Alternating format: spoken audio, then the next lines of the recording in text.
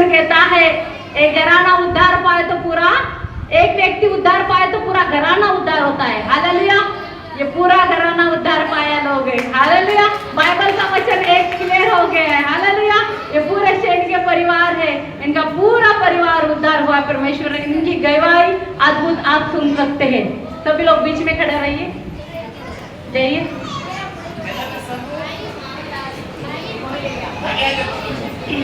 आइए आइए।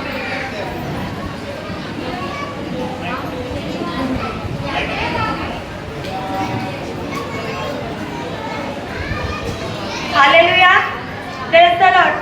सर्वजण बघतायत किती मोठी फॅमिली आहे, 3 भाऊ, 3 बायका, आई वडील मुलं, खरोखर सगळ्यांना वाटत असेल हा परिवार किती आनंदी आहे। हालेलुया।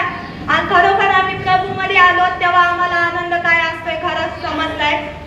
असा एक दिवस होता, खरोखर आम्ही बोलतात ना, आम्ही एकमेकांपेक्षा पैकी लांब गेलो असतो। आमचं बोलतात ना, आम्ही तोंड पण एकमेकांचे बघितले नसते, एवढ्या सैतानाने आमच्या जीवनामध्ये काम केलेलं।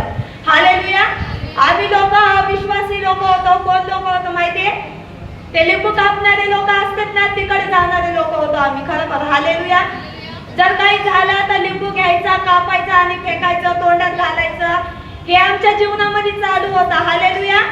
तुम्ही बघू शकता, ही माझी मोठी जाऊ आहे। आम्ही प्रभू मध्ये येऊन 4 वर्ष झाले, त्याच्या पहिलं 12 वर्ष। हालेलुया। 12 वर्ष त्या पीडित होत्या। 12 वर्ष त्यांच्या डोक्यावर केस बोलतात ना, लिंब कापल्या जायचे, आम्ही गावाला जायचो भरपूर काही, पण आम्हाला कुठंच आरोग्य नाही मिळालं। हालेलुया। आम्हाला आरोग्य कुठंच नाही मिळालं। जेव्हा आम्ही प्रभू मध्ये आलो तर बोलतात ना, आता लिंबू काय आम्हाला माहिती पण नाहीये। आमच्या जीवनामधून देवाने ते नाहीसं केलंय। हालेलुया। आणि देवाला धन्यवाद करते, हे माझे पती आहेत।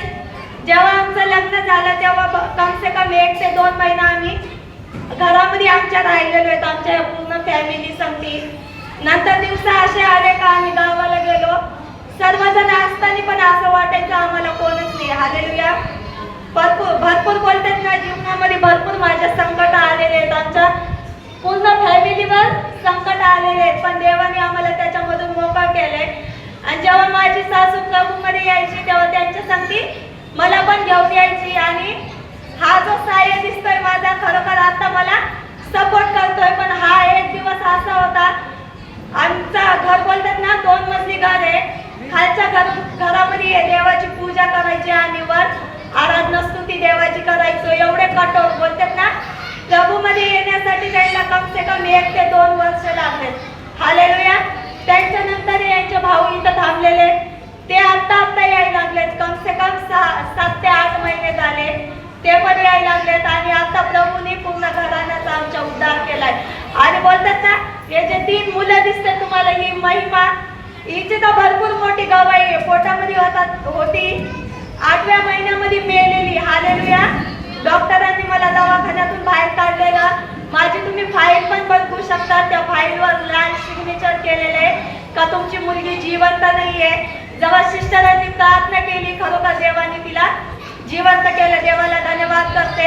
आणि हा माझा मुलगा आहे। जेव्हा मुलगा मला झाल्याच्या नंतर 1 महिन्याच्या नंतर माझ्या छातीमध्ये गाठ झालेली दुधाची, आणि मला डॉक्टरांनी सांगितलेलं इंजेक्शन गोळ्या तुला देतो आम्ही, त्याच्यावर बोलतात ना भरपूर कमी चान्सेस होते का माझी ही गाठ जर ती विरघळली तर ठीक आहे, नाही तर मग आपल्याला सर्जरी करून तर ऑपरेशन करायला लागेल। पण देवाला धन्यवाद करते, मी हॉस्पिटलमध्ये 4 दिवस ऍडमिट होते आणि देवाने खरोखर माझं पूर्ण ऑपरेशन कॅन्सल केलं, म्हणून देवाच्या नावाला धन्यवाद करते।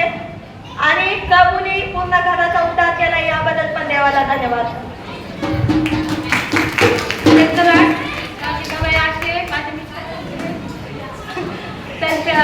म्हणजे एवढी तंबाखू खात होते ते, म्हणण्याचे दिवस घरामध्ये किती तरी, तर आता त्यांची प्रभूमध्ये आल्यापासून तंबाखू पण सुटली आणि परत त्यांना गाठी पण होत्या पोटामध्ये। त्यांना ऑपरेशन सांगितलेलं, पित्ताच्या गाठी होत्या म्हणून, पण मी म्हणलं देवावर भरोसा ठेवा तुम्ही, तुम्हाला ऑपरेशन करायची गरज नाही।